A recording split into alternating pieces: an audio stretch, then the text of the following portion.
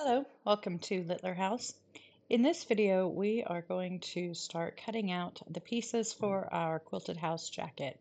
If you missed the previous video where we did the planning for this, be sure to catch up with that and then hit subscribe so that you don't miss the future videos for this project. So if we start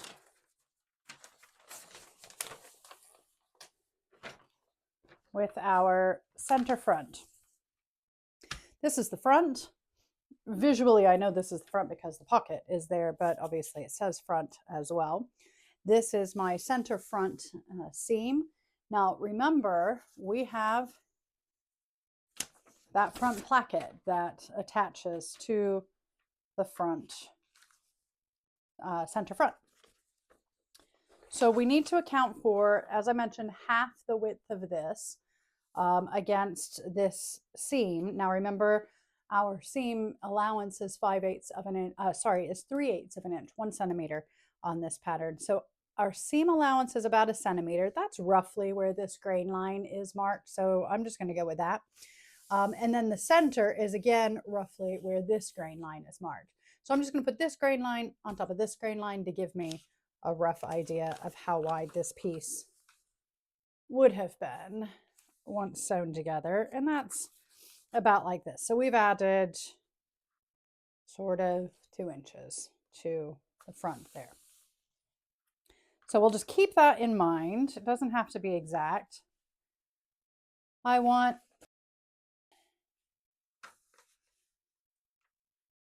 the center front to be along this fixed hem. Now also the bottom as well. Now this is not going to fit exactly over here on this corner because we're rounded here. That's okay. None of that matters. It's just going to make for a little rounded edge at the bottom of the center front, which I think will look nice. So I'm not worried about that. I do like the length of these cardigans already, so I have no reason to change that. So I'm just going to leave it roughly lined up down there. This is not rocket science, so it does not have to be exact. Nobody's going to get hurt if we don't do this exactly right. It just doesn't matter.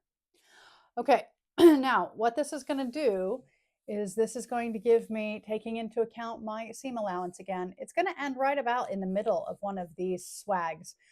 So I'll bear that in mind. In fact, I'll probably use the pattern piece or the cut piece of fabric to line up because I'm going to want that to match at least a little bit. It doesn't have to be exact, but I don't want one side ending down here in the bottom of a swag and the other side up here at the trough, because then I'm going to have this offset on my center back, which I don't want.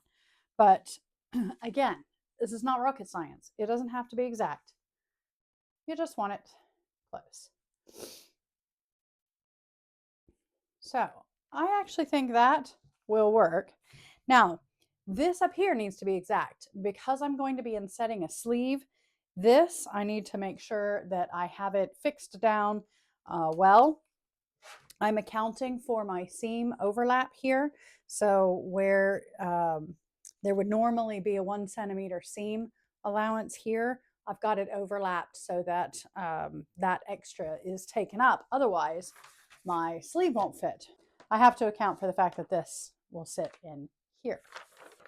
So I think that we are ready. I think that's going to work just fine. So what I'm going to do is I'm going to bring this neckline out. I'm going to extend it here.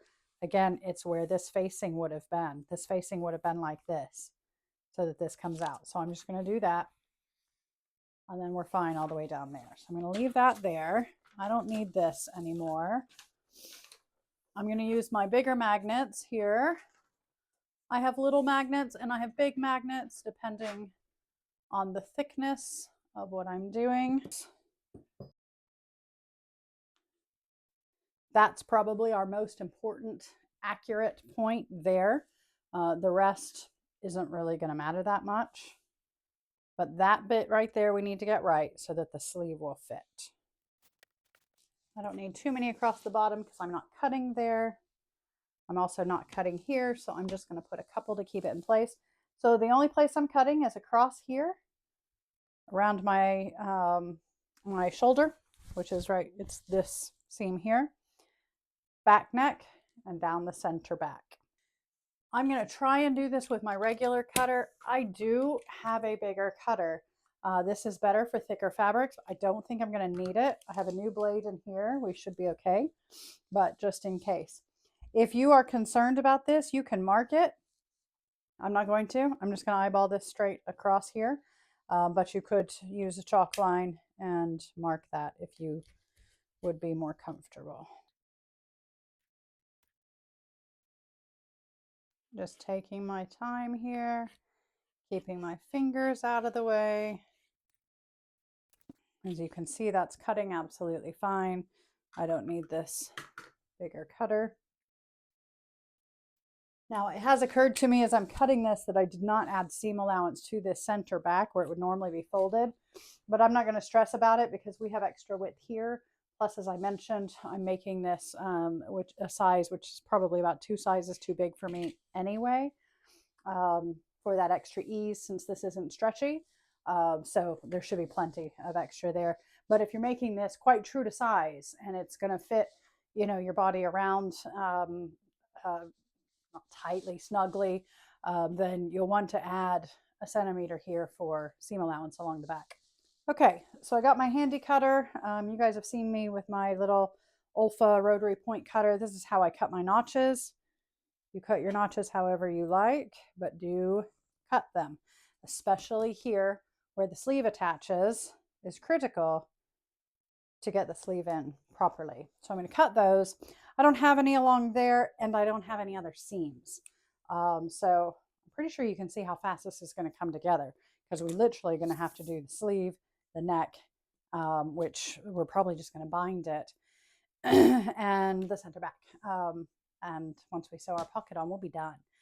So this sort of project will take probably minutes. Actually, I tell you what, I changed my mind again. I got the tape. We're going to tape these pieces together. I told you we were going to do this in real time and think through it. I'm just going to tape the pieces because when we switch to the other side, I'm either going to need to flip this over, or I suppose I could flip the fabric over. We can do that, flip the quilt. Either way, this will be easier. And then we can just cut through the tape when we're done to cut these pieces back apart again. There's nothing permanent here. So here is my first piece. So what you are looking at here is this will go under my arm. This comes up to here, and you can see it will have that nice little curvy front opening. I think that's going to look cute, don't you? All right, so here's our back side of our quilt. We're going to do exactly the same thing. Here's my piece again. If you were really concerned about this, you could tape this piece on too if you want. I'm not going to stress about it. I'm just using it as an approximate. But I tell you what we also need to do is use that other piece that we just cut. I'm eyeballing this, by the way. I didn't point it out to you, but when I cut the other piece, I put this bottom cut line of the pattern piece right at the edge of the binding of the quilt. So that's what I'm eyeballing here. It was at that sort of trough thing here where it comes up. I lined it up along that. And that's what I'm looking at now. And that was along that edge. That's fine. This was slightly off on an angle, you'll remember, which it is again. Don't care. So what we need to look at is where is this going to fall compared to our other piece. So I'd like them to be similar. They don't have to be the same. But like I said, if I've got one right at the top of the trough or at the bottom of the trough and the other one right at the top of the crest, I'm going to end up with this step back there that I don't want. So if we line it up again, actually, that's pretty dang close. I think because obviously we're going from the corner over, it should be about the same, and it looks like it is. and that's going to essentially hit one of this, the trough here about in the middle. So it should visually look appealing there. Let's just make sure the rest of this is lined up. This is a good way to do it, to make sure we're even. And actually, I think that looks about right. Okay. You're wondering about my cutting table. It is awesome and super easy to make. My husband threw it together for me in, I don't know, probably 30 minutes. But what he did was he took 2 IKEA shelving units, and that's what's underneath here, the sort of 2x4, what are they called? Calyx or something like that. But the 2 shelving units, put them on their sides back to back. So I have little cubbies underneath here. Some have drawers and things that are very handy. And then on top of that, he put a piece of full sheet of MDF, and then he bought a sheet of metal that is magnetic. I don't know what it is. I assume it's steel, but whatever it is, he bought a sheet of magnetic metal that he put down next. He just ordered it cut to the exact size. And all of that size that I said full sheet of MDF, he actually cut that down. Sorry. It's MDF and then the metal, and we cut it to the exact size of the largest cutting mat that I could get without custom ordering. And it is 180 by 90 centimeters. So 1.8 meters by 0.9 meters. And so he just stacked those together. It's not been glued down. We're going to move soon, and so we aren't fixing it in place yet. But once we move and get resettled, he'll glue all of these pieces together, and I think that will be great. I'm going to put my piece back down simply to copy the neckline. Because I eyeballed this, I would actually like to make sure that my necklines are identical, because that's obviously a focal point, isn't it? So I am going to put that down layered up just so that I can make sure that is cut exactly the same. And then I'll remove it carefully. Okay. See how this just fell off here? It's going to start pulling there. I don't want it to do that. So I am going to steal a magnet from there. I'm just going to magnetize that so that it can't slide off and pull here. Important not to distort the fabric while you're cutting. And now we need to cut our notches, and our front and back will be done. That is my notches. You probably are noticing I'm not marking the pocket. I never mark pockets on patch pocket placement. The reason is because that may not be where I want my pockets. So what I do is I put the garment together when there isn't a lining or some reason I need to put the patch pocket on first. If you did, so for example, if you had to line this piece, so the pocket has to be on first and then you do the lining before you sew the rest of the garment together, you would at least hold this pattern piece once it's cut out up to you to decide.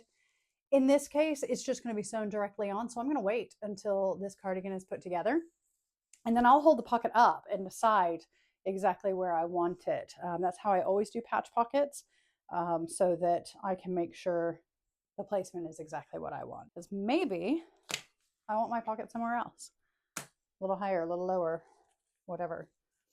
I can decide that way. So we cut the fronts out of the 2 corners of the quilt, right? So what I should have, I hope, is enough fabric left in the middle that I can cut the sleeves out straight down with that finished hem at the cuff. Let's see what we have. If not, we'll have to get creative. And I think we're going to have plenty. All right, so here's our middle, right? We cut one side out over there, one side out over there. We left the middle bit intact. Our sleeve should fit. Absolutely, loads of room. Okay, so this will end here. We'll start it again. Tons of room. Perfect. So remember, this is a king size quilt. It's huge. I have the whole top half also. Remember, I've not touched anything above kind of this level. So I've got the whole rest of the quilt. So I can do other things now. I can make bags out of this. I can make another cardigan and bind it. But I just wanted to take advantage of that wavy hem. So that's what we did. This is called fussy cutting, where you decide the placement of all the pieces depending on the fabric for some reason. It could be because of the print, could be because of the edge, whatever. You are being picky about placement for the finished garment. All right, remember we had our cuff. So we want to just think about the placement of that cuff. We need to account for the seam allowance at both the end of the cuff itself and the end of the sleeve. And then that. Okay, the other thing we got to think of is, where do we want this wave to fall if we have a choice? Now, I'm a little bit off here. I think we can tilt it a little bit that way. Fine. And that will leave me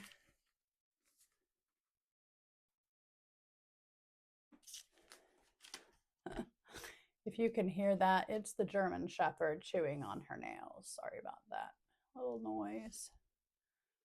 Okay, now here's what I'm going to do.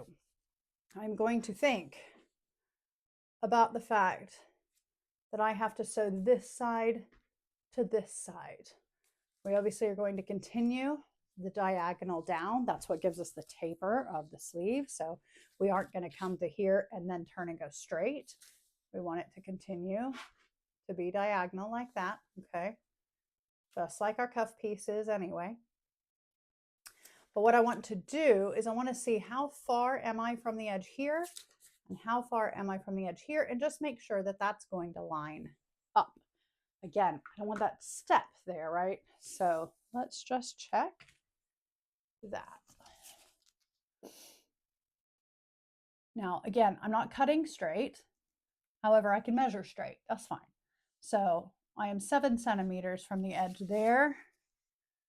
And I am 6 centimeters from the edge there. That's not going to work. I'm going to have a 1 centimeter difference. So let's just tilt it a bit more. Measure again. 6.5, 6 and a bit. Let's just pull that up just a hair. And that should give me my 6.5. There it does. Double check this side. Be careful not to move the pattern piece as you're scooting across it. Perfect. 6.5 on both sides. So that will line up. And what I'm going to do is I'm going to cut this out like this. And I'm going to use actually the fabric again, like we did before, to line up the other one to make sure they are identical. Now, if you're worried, you can also measure yourself to make sure that this is right. How would you do that? Well, this is your neck here. This is your cuff there. How long is that? Well, if we put that there, then this sleeve all the way to the neck is going to be, minus seam allowance, 74 centimeters. Let's measure.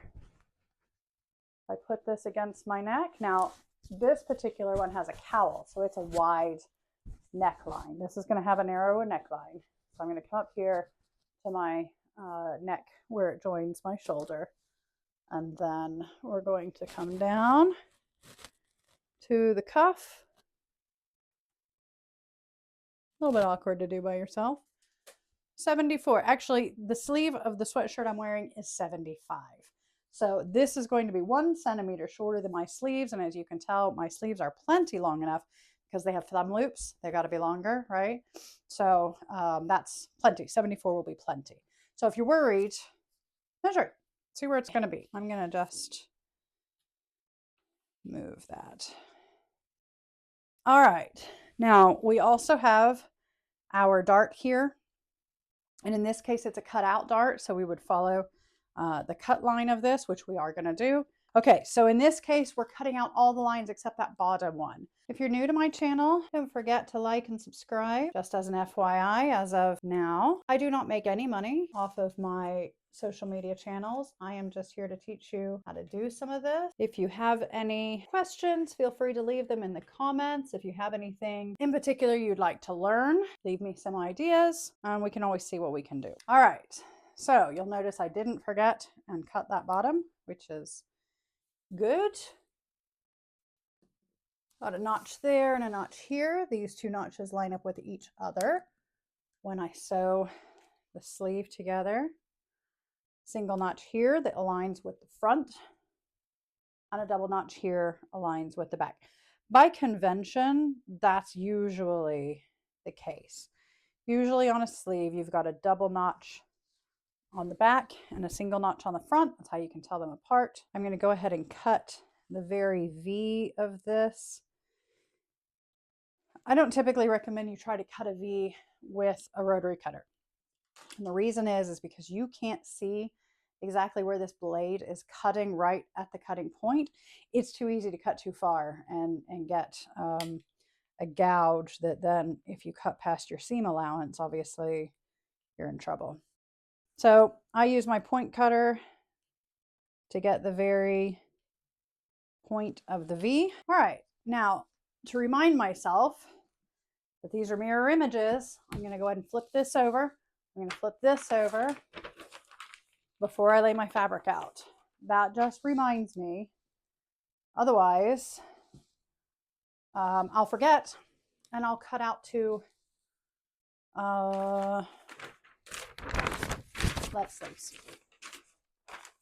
let's try to line this up as much as we can so that they are mirrored of each other, and that will make it look the same as much as possible on the two sides. Holding the pattern piece in place, we'll remove this.